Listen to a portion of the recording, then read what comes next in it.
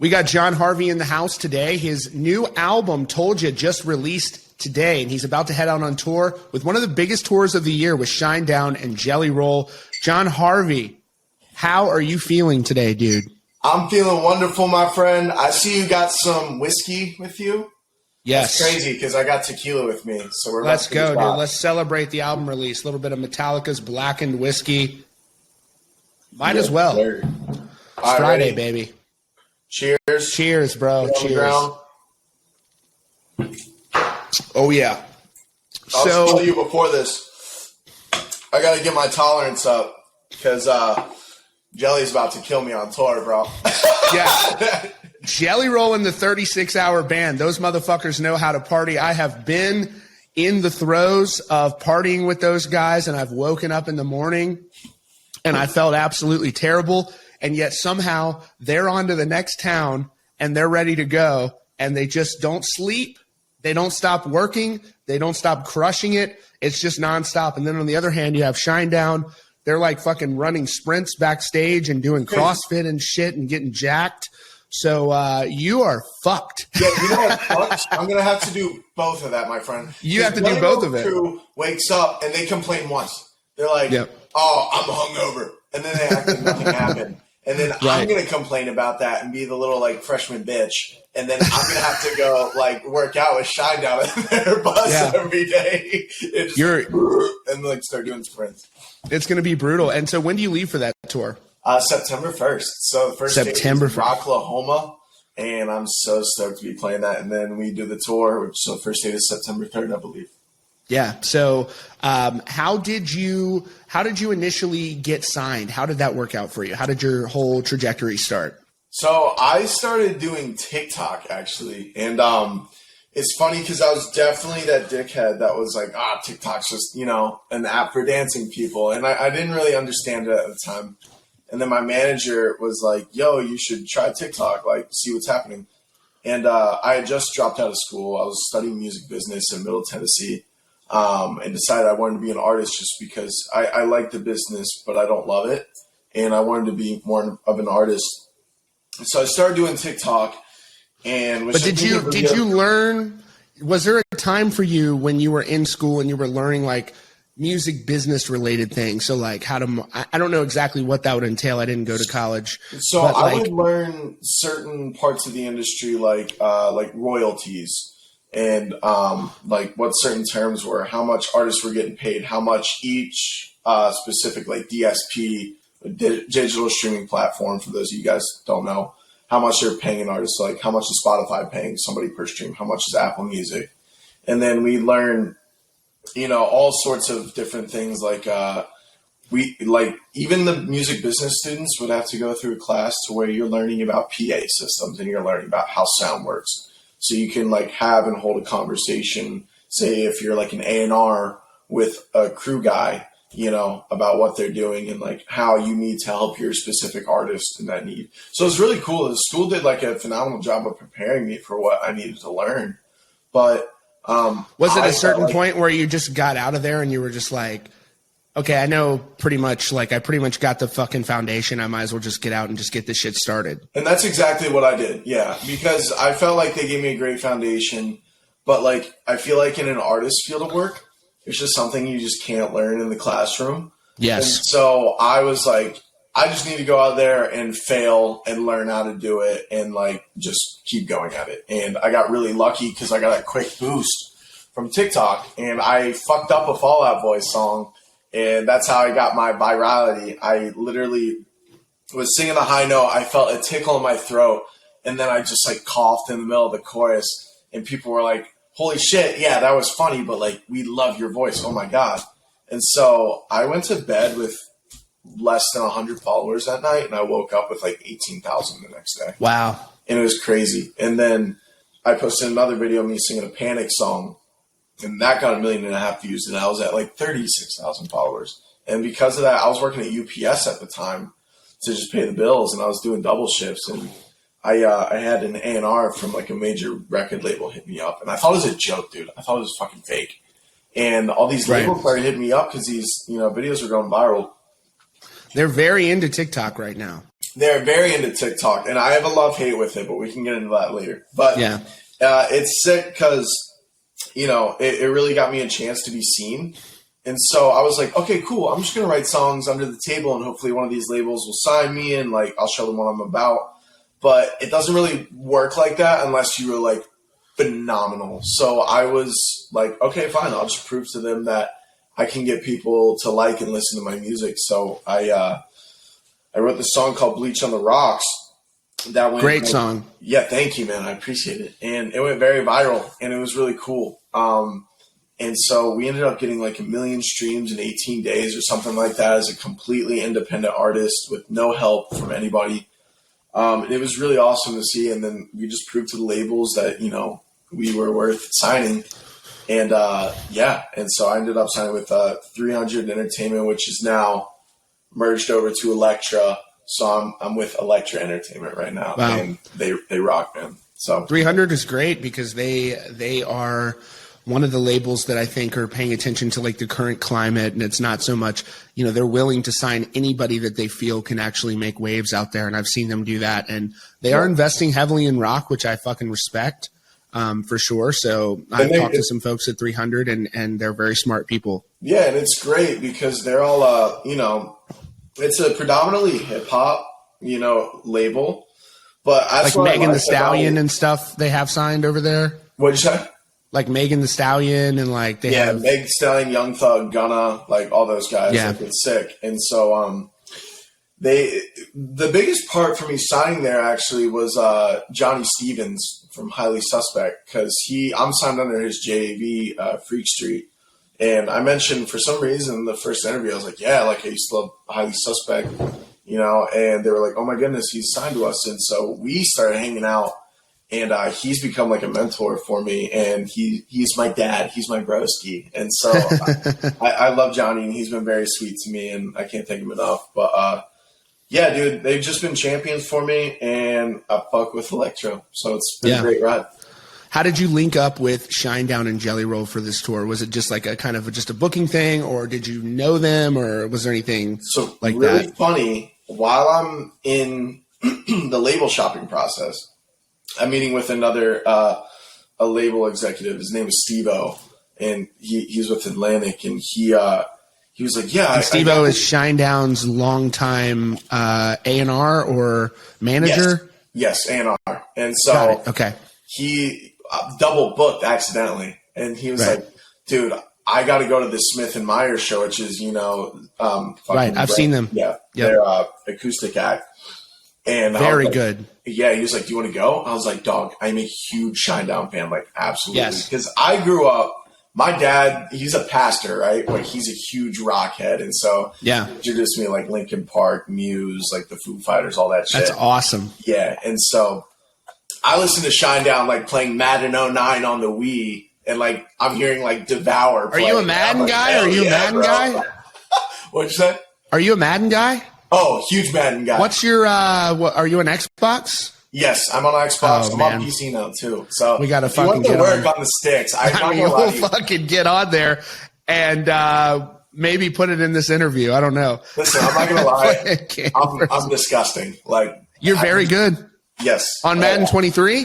I haven't bought it yet, but I will. I'm on the trial still right now. I was just testing all the stuff because honestly, I got beef with Madden, but we'll talk about that later. You're really nasty on Madden. So like, who do you play with? I usually play with the Eagles, but if I could like choose a team to like use if I'm like competitively playing, oh god, I like the Chargers a lot, and then. I want to say I'm playing with Green Bay a lot. Really? Even though I'm an Eagles fan.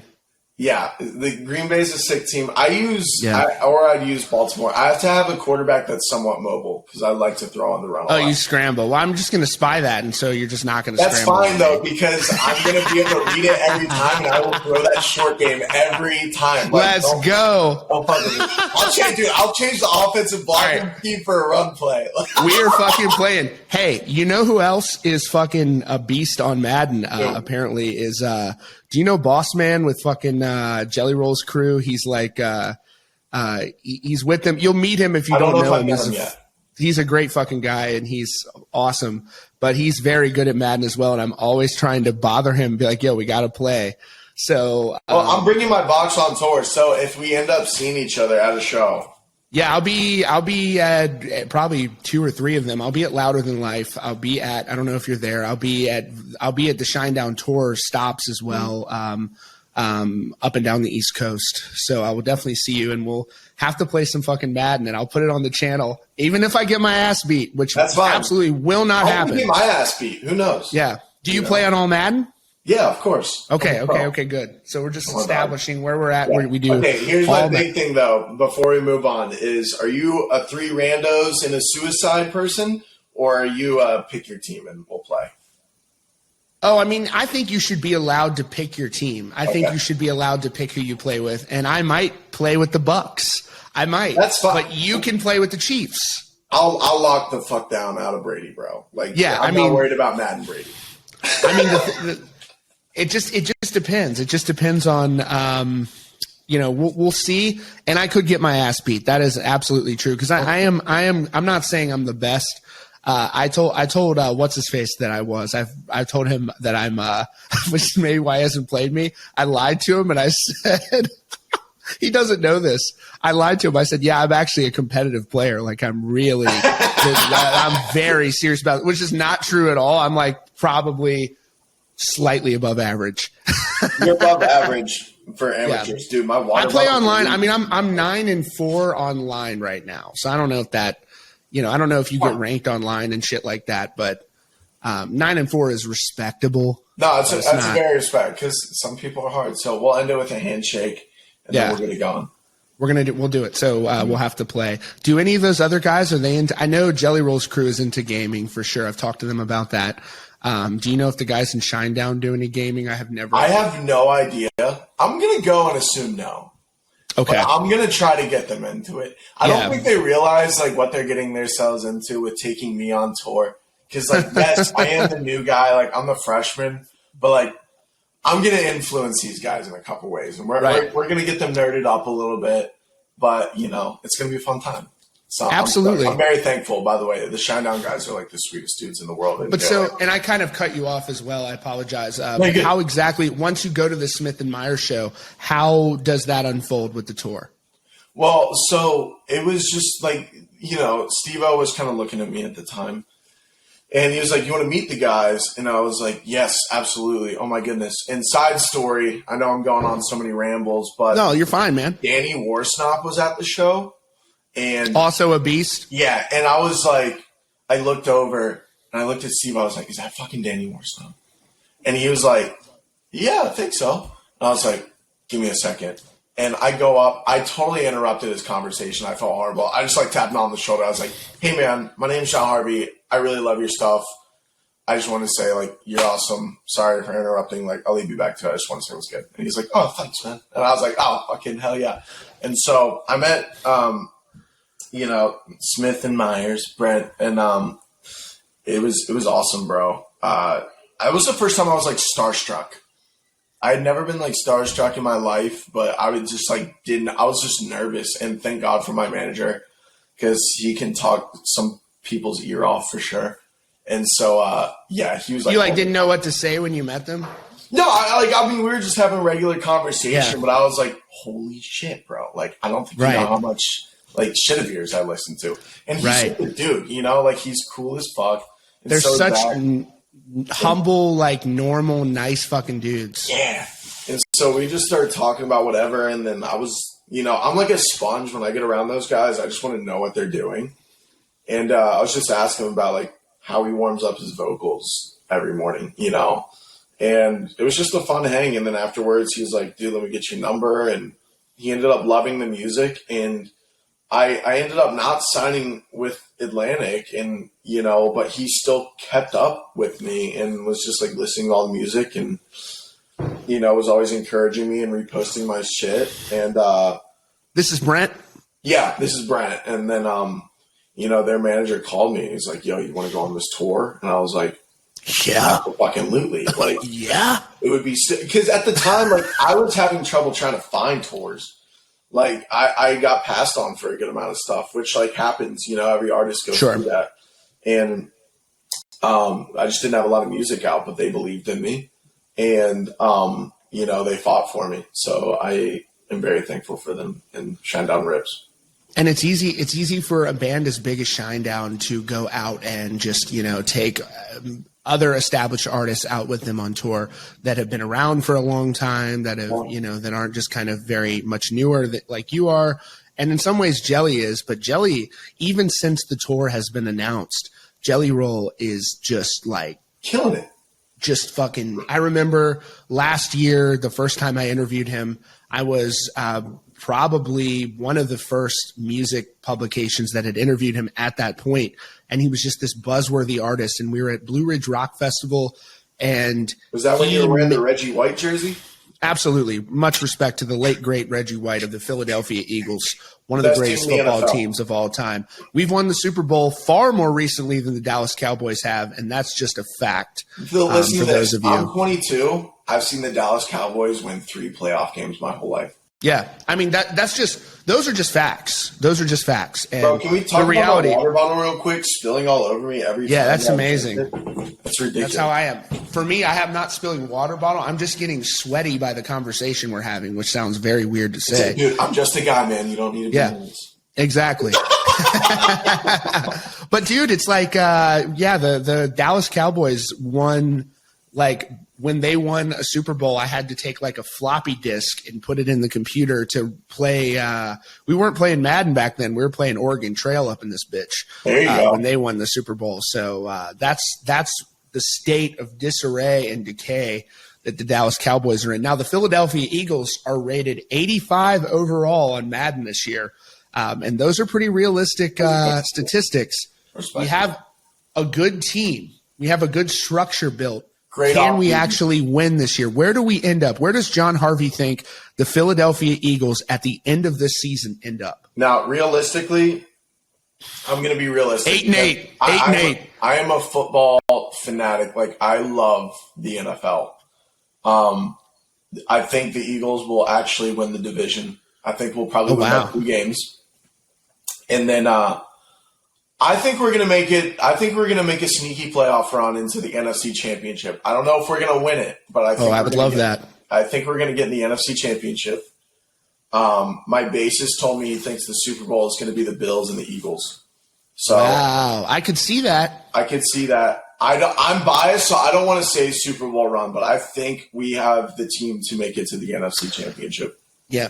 I think Jalen Hurts is unproven at this point. I think that he could either be fucking sick or he could be nothing, or he could just be a disappointment. I hope that he succeeds, but I think we just have to see. Last year was such a bummer for me because even then I thought he was going to crush it, but he's still building, to be fair. I mean, think about this. Like, he took a team that with a first-year head coach in Nick Sirianni that honestly was talented but injury-ridden to the playoffs in a really shitty NFC East, might I say. True. But he still took us to the playoffs, and, like, you saw his development year to year from, like, Alabama and then going to Oklahoma. Like, he's a dog, and the locker room loves him, and I think they love Nick. And I think – I'm getting vibes of 2017. I was at the last preseason game – or last regular season game of 2016. I saw Tony Romo's last game ever. And the Eagles didn't make the playoffs that year, but we were all like, oh, we feel like next year's going to be special. Yeah. And that's exactly how I feel now, and we won the Super Bowl that year. So who would you pick? Would you pick 20 – and at the time, not today, but would you pick 27 Big Dick Nick or Jalen Hurts? Which one do you pick? Hurts, 100%. Listen, the reason I would pick Hurts – you gotta listen to me here. Okay, let's go. That 2017 team was so complete. We had 0 injuries other than Wentz. Fletcher Cox, Brandon Graham, all at their prime. We had Derek Barnett, the rookie, who was murdering it. We had, Malcolm Jenkins, who was absolutely locked down. That defense was crazy. Miles Sanders was having a phenomenal year. Yeah. Our offensive line was healthy. Like, that team was just so complete. But as a quarterback, I'm taking Hurts because he's more versatile. I respect that. That's actually a very good explanation. You're smart on sports. Thank you. Very smart. You're smart in general. I care a lot. Yeah. I'm excited. I do think that we have a chance this year. Again, I have a bet with Brian from I Prevail. Week 1, we play the Detroit Lions, which is his team. Yep. And we better win because I got $50 riding on this shit. Listen, honestly, I'm going to be real. It's a very Eagles move to drop games we shouldn't. So it wouldn't surprise me if we took a week 1 loss, but then we just killed it for the rest of the year. Well, Jason Kelsey said too in an interview, he was like, this is how this shit goes, is when we're supposed to be good, we fucking suck. And I think he said this, basically, when we're supposed to be good, we suck. And when we are supposed to suck, we end up being very good. And I hope that that's the end of this trend. And I liked Dougie P. I liked him. I thought he was good. I thought they got rid of him a little bit early because the team didn't have – we lost a lot of talent during that time. We were bleeding. Maybe that's his fault, but, for some reason, Howie Roseman doesn't get blamed for any of these decisions, even though he's done good recently. He's done good recently. Well, I think the Wentz stuff was a big. I really think that behind the scenes stuff in the locker room plays a way bigger part than people give it credit for, and I think that was just messing the whole team up. And I think it was a good call to clear house. And I was skeptical of Sirianni at first, but I love that guy, dude. He's awesome. I like him too. So. With this tour, have you gotten a chance to kick it with Jelly Roll and them? Those are some of my favorite people. Those guys are fucking awesome. I've only kicked it with Jelly once, and that was when we were filming the promo. And when I tell you, bro, that guy is tall. He is big. When I dapped him up, my arm didn't even reach his spine, bro. He is huge. And so I've only hung out with him once, but the last time I was with one of his band members, which is Emo Night in Nashville, I was kind of gonzo. And who was it? It was Alex. Oh yeah. Alex Howard, right? Yes, sir. He's awesome. He's great, such a homie. And I said that I think I could take Jelly Roll 60 seconds in a wrestling match. And so we'll see. I played fullback back in the day. I'm lower body heavy, Right. So I said I could hold 60 seconds. But I'll come out and film that wrestling match. I just want to start posting the craziest shit. Jelly said we should John play Harvie the elevator because that's the only way he'd win. Because if I'm moving around. Well, that's the same with me. Is I'm just gonna lay on people. It's just as best as I can. It's no fucking need. You're smaller and faster and agile. You said you did play football. You played fullback. I did. I played fullback and linebacker. I was good at hitting people. That was it. There you go. Do you think you got CTE from it? No, I had one concussion, but actually, I might have gotten CTE from it. Sometimes I always wonder if I have it because I have a big head, but I've taken a lot of blows to the head. I'll say that. And I always wonder how, when you think about how fragile the brain is, I always go back and wonder it doesn't make a lot of sense for something you're not getting paid for to put a helmet on. In the NFL, tomorrow I would go out there if they fucking paid me. I would put on a helmet, unathletic, not in shape right now, and just go out there and I would play against Brock Lesnar size dudes and just see what happens because there's so much money involved. But when you're younger, even in college, they're making billions of dollars off of these players and they don't get paid, which that has changed recently. A little bit. Yeah. Which is an amazing thing because what does this bring? We talk about Madden. EA college football next year, baby. You want to talk about a game? Fuck Madden.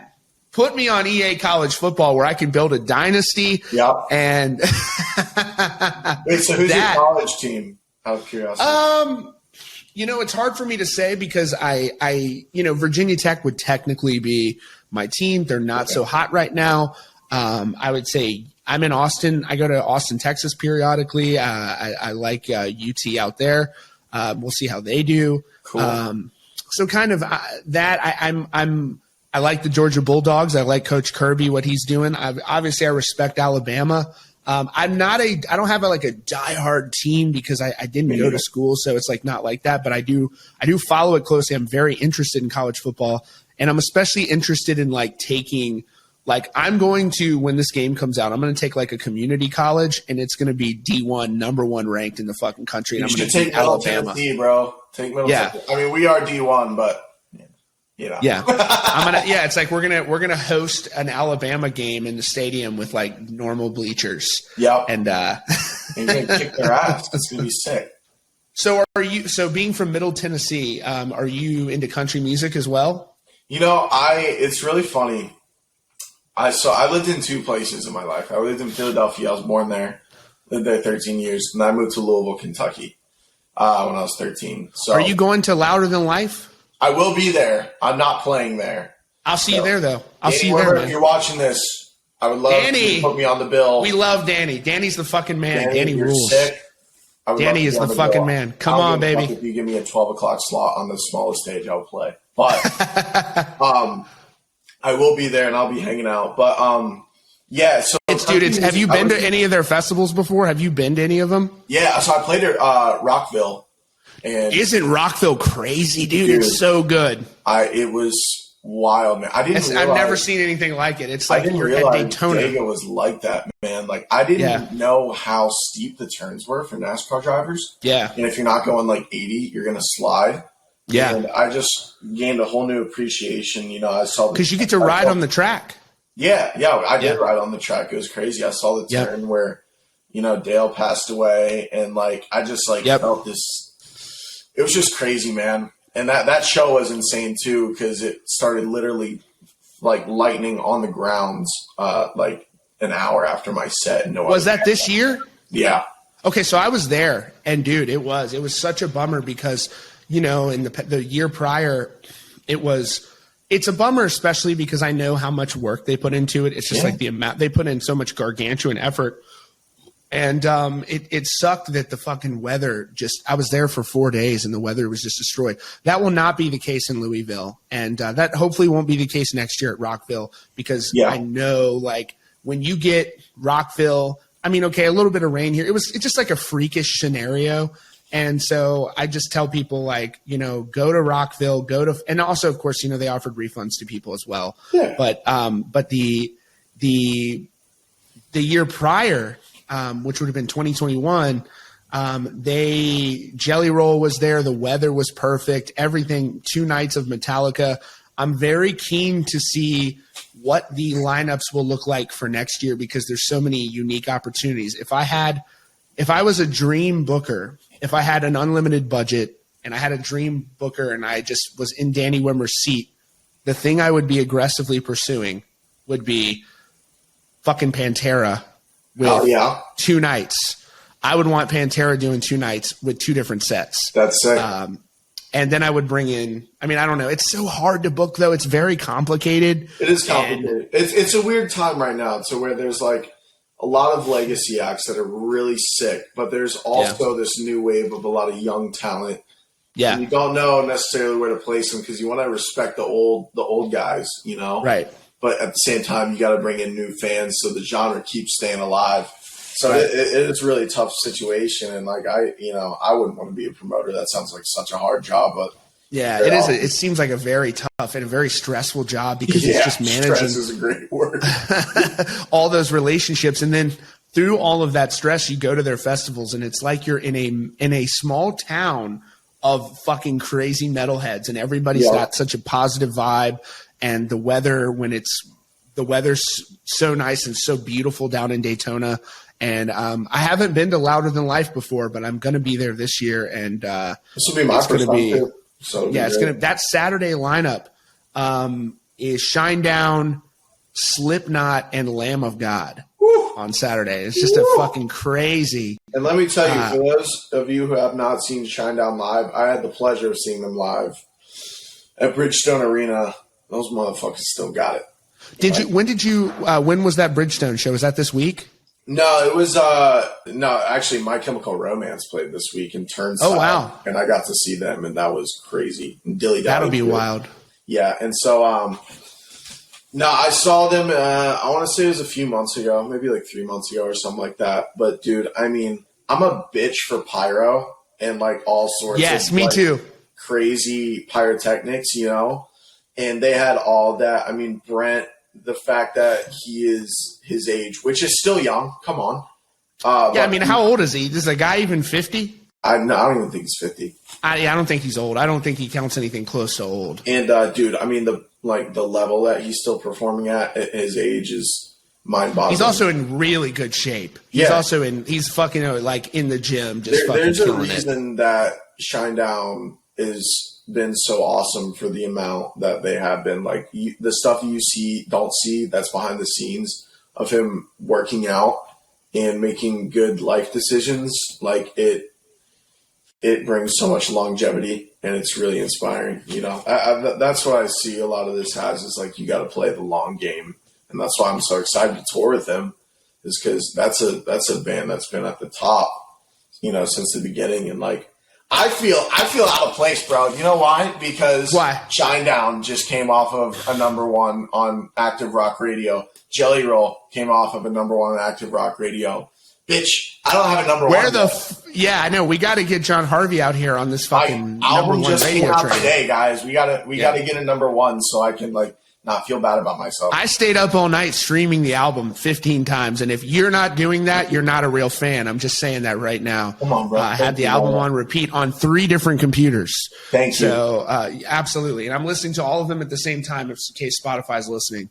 But yeah, no, fucking dude. And the thing is about this record with you is that your writing, your melodies are very, very impressive. Thank you. The melodies are so. How long have you been writing music? Like you said, your father's a pastor. Where you did the church group thing, so you had a musical background maybe with that. Were you playing in like the church band and stuff like that? So I was doing all That's of that. awesome. My first band was when I was 8, and I was awesome, dude. The lead singer in the Christian youth band. We were called Great Faith.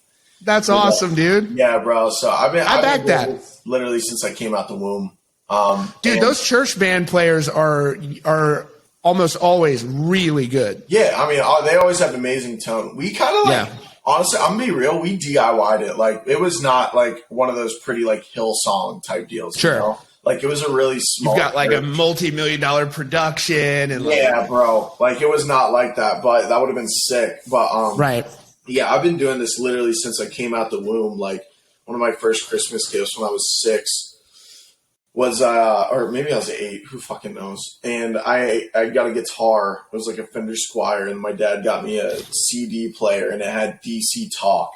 And that was like the first album I really like jammed. Was DC Talk, were those the guys that were, what would people do if they knew I was a Jesus freak? Yeah. I know that song, dude. Yeah, of course you do, bro. Toby Mac, that was fucking Let's gangster, go. Bro. Yeah, Let's go. So that was Toby Mac in that group? Yeah, he was in that group. Oh, okay. I did not know that. All I knew was the song and the name of the band.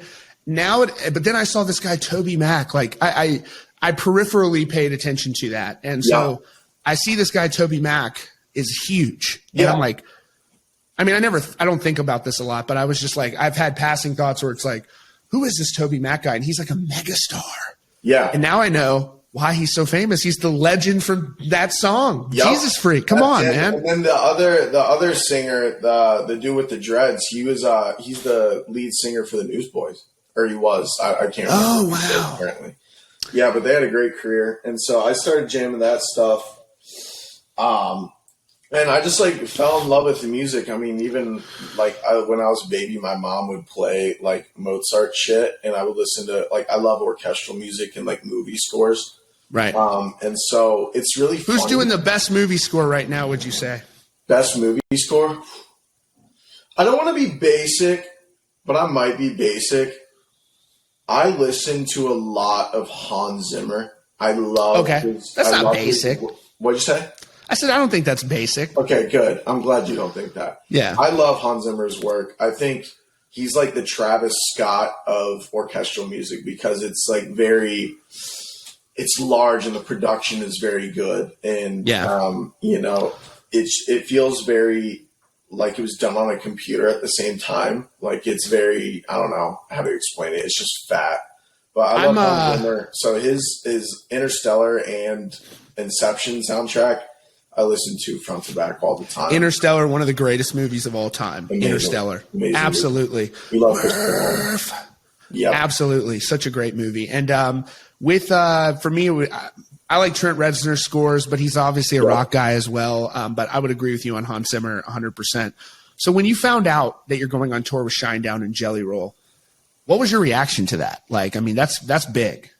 It's one of the biggest tours of the year, if not the biggest. Literally. It was surreal. I'm not going to lie to you. It's been a hard past 6 months for me. Because like with signing, I had all these expectations, right? And for all artists listening to this, like take this advice, please. I felt like when I signed, that was when stuff was going to happen and was going to get a lot easier, but it became a lot harder, and you have to continue to work and you can't let off the gas pedal. And, I thought I was the shit for a second, you know, and I had this really big song that was doing really good. I'd signed this deal, and, you know, I thought bands in the scene were going to be like, yo, we want to take you on tour. But in all reality, I was just another TikTok artist, right?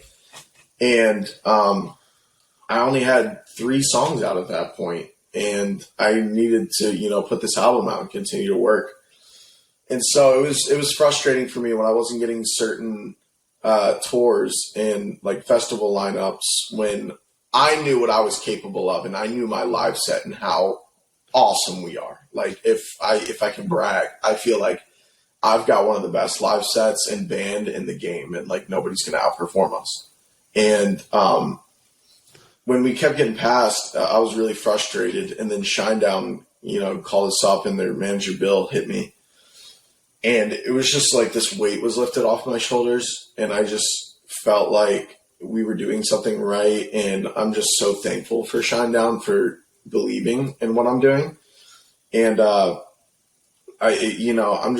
I was just very overwhelmed, I think is the word that I should use. And very thankful. And because it was like, dude, we're playing pavilions and arenas, which is fucked up. And I get to play in front of like an average of 15,000 people a night. Yeah, like, dude. That's insane. You know, like I've dreamt my whole life of a tour like this. And like for musicians, you know, I'm going to be real. Like I think I will play arenas again someday, but a lot of musicians and artists, they don't ever get to do this in their whole entire lives. I might never be able to play an arena or a pavilion again, you know? And that's the way I'm looking at this tour. And I'm just going to take it all in. I'm going to work as hard as I can. And we're going to rip these shows. And I'm going to prove to, you know, these people that, like, I belong on that stage. And that's a very fun, exciting feeling, you know?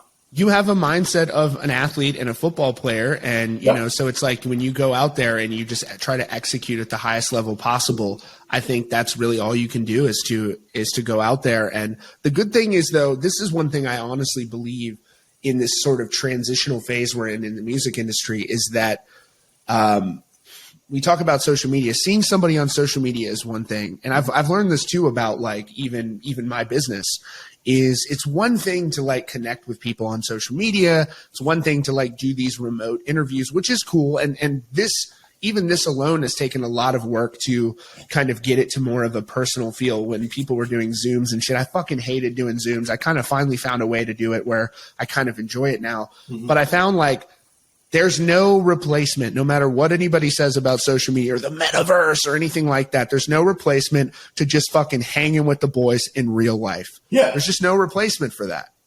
Well, no, there's no replacement at all. And like, number one, I want to say you've done a phenomenal job. I've been watching you for years. Thanks, now. Man. Thank you. Yeah, I've loved all your content, and you worked really hard. And I loved your interview with Finn McKenty too. So, thank you, man. Thank you, dude. Bro. Appreciate that. And I don't really do like, I thought, okay, I'm going to do one with Finn because I love Finn and just, you know, because it tries to like, for me, the interesting thing is that talking with someone like Finn, I'm like, okay, I'm not that fucking smart. I'm not as smart as Finn is. So I'm just sitting there and like, we're having this conversation and I'm like, okay, I'm not that interesting, but it was cool to talk. And he's a very good friend of mine. Yeah. And he's really, he's the man, bro. Yeah. He's very, very smart guy, very measured guy, very thoughtful person. And, you know, I always try to like, I don't like talking to dumb people. I like talking to smart people. Like, Yeah. I like I like talking to people that have ideas and have especially like he is very knowledgeable about business. He's very knowledgeable about technology. He's just got such a great vision, and like I love his takes. And like my favorite part about him is he's not afraid to like talk some shit. Right. You know, like right. he will call out rock fans, which I think is awesome. You know, right? Like because rock fans are amazing, but at the same time, rock fans can be pretty fucking tough. And he, you know, I love his takes that he has, and you know, I agree with a lot of the things that he said. He, as a musician, I think he just gets it. Right, he does. He does, and he has a background in marketing and stuff like that, which is obviously, you know, to even be in business in general, that's something that you have to have a good feel for, and you have to have a good knowledge of. Now, with this tour, have you felt pressure? Is it stressful, or are you, I mean, and I think it comes down to people's personalities. Some people might overthink it. Some people might over worry about it. And some people might just fucking say, hey, I'm just going to go out there. Like, how are you responding to it? Honestly, I'm not nervous at all. Good. I think what was funny about my come up is that I was signed without anybody seeing a live show of mine. Ever. Wow. And that's hilarious to me because I feel like that's the strongest part of my game.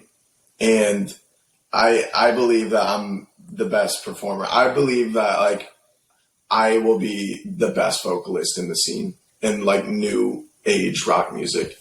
And you know, this is like the stuff that I signed up for. Like this is what I'm excited about, you know? Like I love social media and I get it and I know what I signed up for. But like sometimes it gets really exhausting, and I want to be like fucking Dave Grohl, where if I'm not on the road, I'm going crazy, you know? Right. And I love performing in front of people and, you know, bringing them in because like being a pastor's son, you know, I got to see my dad talk in front of a lot of people every week, and I got to see how he brought them in and how he treats them afterwards and how he captures a crowd, right? And I translate a lot of that into my music because it's something I've seen, I've grown up on. So I'm super excited, man. Like a room of 15 people would scare me more than a room of 15,000. Like the more I think so. Yeah, the more people, the better. Because I'm like, all right, I'm about to like show you what the fuck I'm about, man. Like I got it, and it's gonna be really fun for people that decide to show up for the openers. To see this, man, and I'm like stoked to, you know, make new fans and meet new people and hug some necks and take some shots and, you know, talk about life. And so, you know, I'm just really excited because the social media part is hard, but I feel like the live aspect is a lot easier to get real fans and have people listening to your music and stuff like that. So I agree. That's what I'm most excited about. A prime example of that too, I think, would be Jelly Roll. Those are not, his fans are not, for them, I think most of them are not hardcore social media people. You know, he's got a lot of working folks out there that are like playing his music, downloading his stuff on iTunes and things like that. That's where the money's at too. Yeah. That's where you're bringing the families out. The same with Shinedown. You know, they're bringing families. They're bringing people from all different ages, and they create an environment where everyone feels welcome to come to a Shinedown show. And so I think that that is, and obviously the same with Jelly Roll and the same with you. And now with your dad being a pastor, I think most of people that are pastors and things like that I've met are not really judgmental people. There are some, you know, but not that it would be judgmental, but are your parents like, you better not be out there partying, you better not be getting fucked up? Like they're definitely they're definitely like, you know, they'll say something like, keep your heart guarded or something like that, you know, like, cause they never know. But, you know, I will say this about my family, my parents, they've been so supportive of everything. When I dropped out, I was, you know, independent from them. What they think of that? What'd you say? What'd they think when you dropped out? So it was really funny because at first I wasn't doing that well in school. I didn't give a fuck about school. I was like, dude, I just want to do music. And they were like, well, you know what? You should drop out. At first, they were like, you should drop out, live with us, and maybe say goodbye to the music thing and like just make some money and like, you know, do it. And I was like, fuck that. Like, if you think I'm stopping music, like, you're wild, bro. And so I dropped out, and then that's when they were like, oh, okay, maybe you shouldn't have dropped out. Like, oh, what are you going to do? I was like, yo, I'm gonna work, I'm gonna make money, and I'm gonna be able to live by myself. I'm not gonna need y'all's help, and I'm gonna like make it happen. Just watch. And you know, when I was first showing them my music, I showed them Bleach because that was the fourth write I'd ever had in my life. You know, co-writing with people, and they were like kind of upset that I was cursing in my songs and stuff like that, right? But after it started doing really well, I mean, my dad's a rock head, so he liked the music. Yeah. So then they were like, oh, okay. Right. You know, like they were chill with it, and they've been really supportive of all That's the great. I'm doing. So I'm very lucky, to say the least. Yeah, and I'm sure they're proud. I mean, they should be proud. I mean, that's freaking huge. I mean, even though like my dad, have they seen you play? Sorry, you go. Have they seen you play yet? Yeah. Oh my goodness, yeah, so many times, and they love it. Not on those amphitheater stages yet. Though. Not that's yet. gonna be special. They're about to. So my that's dad's gonna be crazy. Anaheim for the Honda Center, so it's gonna be sick, man. But yeah, it's really funny because like my dad will tell me like even though he doesn't agree with all the stuff that I sing about, he's able to like witness to people and you know tell them about Jesus through my music because this guy that he was talking to, I guess, is like a huge Shinedown fan that wasn't a believer, and he was like, "Oh, well, my son's actually going on tour with him." Yeah, and, you know, he was able to just get coffee with him and talk about life. So it's right. It's cool to see how it translates into their life too. So and that's very cool, and it's cool that you know you can have you know shout out to your dad that is the pastor and he's making a positive impact in people's lives, and I think that's awesome. And he's got a son that's also a rock star and is going out on tour with Jelly Roll and Shinedown, and it is absolutely at least top 3 of the biggest rock tours of the year that I can think of. I would, you know, I'm just trying to kind of think what else it would be. Maybe the Pantera dates that are happening this year, but like, it's just very big. And so the new album, why don't you tell people, you know, where they can find you, where they can listen, and how they can support? Yeah, so I just dropped my first debut album, Told Ya. It's out everywhere on Spotify, Apple Music, Tidal, SoundCloud, whatever you can find music on. It is out. YouTube, would love for you to hit me up there. All socials are just my name, John Harvie. Harvie spelled Harvie because I'm Scottish as fuck. Yes, dude. Yeah, bro. And also follow my Twitch. I just got a Twitch partnership. I'm going live today at 4. So it'll be sick. And yeah, man, I'm really stoked on the album. It feels like it's really funny because a lot of pop punk has been coming out, right? And you know, some of it has been sick, and some of it has been like meh. And I've been like doing this my whole life, like this type of music, and so it just felt really natural to me. And you know, I'm stoked about it. It comes off natural. What'd you say? It comes off natural. Thank you. I appreciate that. That means the world for real. And, you know, I think the songs they have nostalgia base, but I really wanted to push it and take it further and put my own twist on it. And I feel like we did a great job of that. And part of that's because of my band and like more specifically my drummer, Josh, who drums and Issues. And so he's my drummer and Josh Manuel? Yep. He's a beast, man. What a drummer that guy is. Monster. I've got nothing to worry about on the film. What a fucking beast. I didn't know he was your drummer. That guy's a monster drummer, dude. Good shit. Yeah, he's sick. So I met him through my producer, who's also one of my guitarists. And, dude, I mean, we think so similarly. Like, it blows my mind sometimes just how much on the same page we are.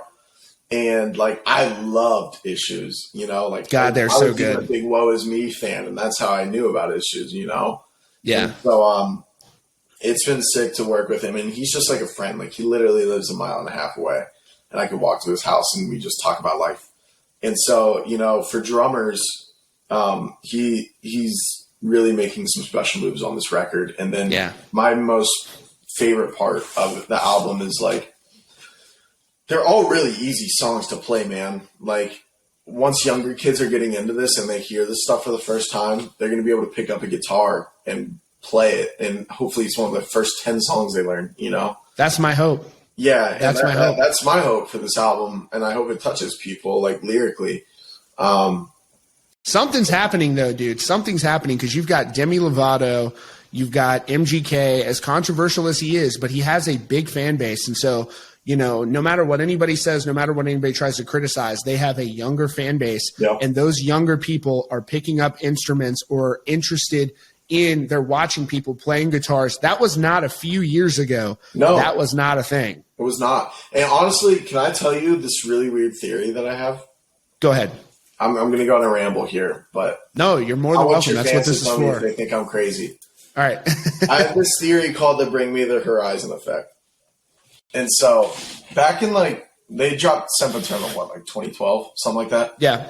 So I feel like ever since maybe 2008, 2009, there wasn't a great rock record that blew people's socks off, that brought it to the mainstream, right? And I feel like when Bring Me the Horizon dropped Sempiternal, everybody was like, holy shit, what is this? This is incredible. And a lot of bands in the scene, I felt like, tried replicating that sound. But not a lot of them could because they're not Bring Me the Horizon, right? Right. And I love all these bands that I'm about to mention. There's no disrespect to anybody. But you saw bands like Ask Me Alexandria that were going a lot more kind of like the really anthemic pop rock type of thing. I feel like because of that Bring Me the Horizon shift. And, you know, that's why bands like Bad Omens got so much recognition because they loved that Bring Me the Horizon sound, and Bad Omens was fucking badass. Great band. Yeah. And so I feel like that same shift is happening in the softer rock world. Let's say alternative rock. So MGK dropped Tickets to My Downfall, which by the way, I personally loved. I thought it was a great album. I thought it was super fresh. There's a few songs. I'm speaking for my own taste, not that it's not bad or not. But yeah, I mean, there's a few songs on there that I enjoy.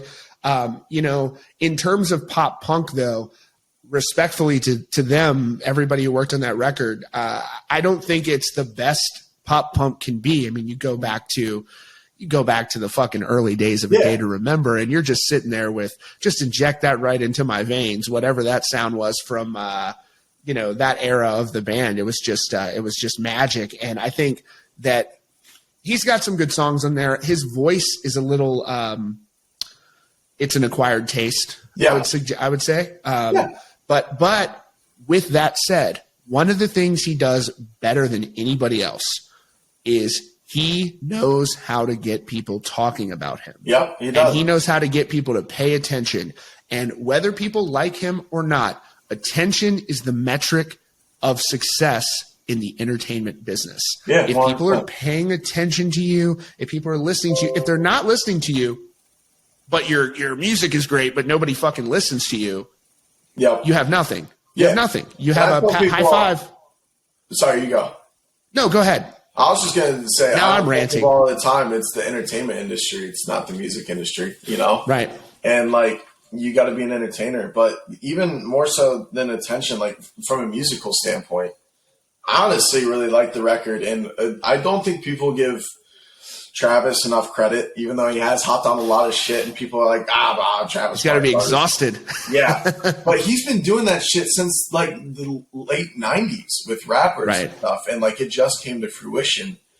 And, you know, I thought the record did a really good job. Because MGK has rock roots, but he is a predominantly hip hop artist in my eyes, and it was cool to see a take on that type of music from a predominantly hip hop artist. Because you had people like Ronnie Radke from Falling in Reverse that were honestly doing that before it got super mainstream, but it didn't hit the way that Tickets hit sometimes, in just a mainstream world. The rock fans loved it; they thought it was sick, but I felt like there was some sort of different shift. I don't know what happened, but he figured it out. And it's been really cool to see. And so that being said, there's a lot of artists in that type of genre, you know, like the Jadens of the world, the Mod Sons, the Lil Huddies, and, you know, Kenny Hoopla's, which, by the way, I thought Kenny Hoopla probably had the best record out of all of them. I don't know if you've heard it yet, but you need to. I haven't yet. And you do. Phenomenal album. I'll definitely check it out. It's going to be a classic. And, all these people are just trying to replicate what MGK did, but they couldn't do it as well because they're not MGK. And I love all their music. I think it's so great. And some of them even wrote songs on that album. But I wanted to take that inspiration and I wanted to put my own twist on it. So I wanted to put some like Paramore into it, I wanted to put some Fall Out Boy into it. Because as much as I love Blink-182. Is this hard rock Paramore or disco Paramore? What'd you say? Is this like hard rock Paramore or disco Paramore? Hard rock Paramore. Yeah, because Paramore changed their sound so significantly, and it's hard for me. I respect what they're doing, and they are extremely talented, but it's like they've gone so Tame Impala for me. It's just like I like it though because Haley can pull that off, and she can. I appreciate it, and I honestly have loved every record they put out, and their new one is going to be baller. I just selfishly. I selfishly, and I know it's wrong, but I selfishly want them to be frozen in time from like musically. I want them to be like, how did we get here? Like, fuck, man, that's one of the greatest rock tracks ever. That's just and by the way, I do actually like their new albums. It's just like I did like those records a lot. You just like the old ones better. And I hate saying that because it sounds so shitty. Like, the old stuff is better. But dude, that's music. It's subjective. Yeah. Like, you're allowed to think that. Yeah, it's just the sound of that time with them. And I don't know, who was it that produced that album? Was it Howard Benson? It just the whole fucking album of Riot was immaculate. It's incredible.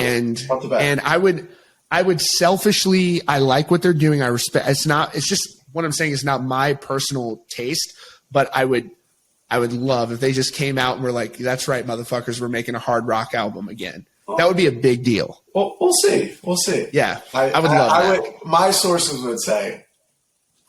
If that happens, that's a big fucking deal, dude. Yeah, we'll see what happens. But yeah, I would love for that to happen. No, they're incredible. And so I'm only saying that because I care. I'm not trying to diss them for anybody who's going to get I mean, you give a fuck. Like, that's why you're doing it. But I just wanted to add my own influences to it because as much as I love like Blink-182 and like the immense success they've had on the youth culture and like my generation, right? Yes. Like I would listen to them probably the least out of all the, like, I would say the big five bands in pop punk, which I'd be like Fall Out Boy, Sum 41, Green Day, Paramore, Blink, And so this album feels very like Fall Out Boy to me. And, yes, I'm stoked on it, and I'm going to promote the shit out of this record, but I just want people to know if you like this album, I've got another one up my sleeve right now. And let's go.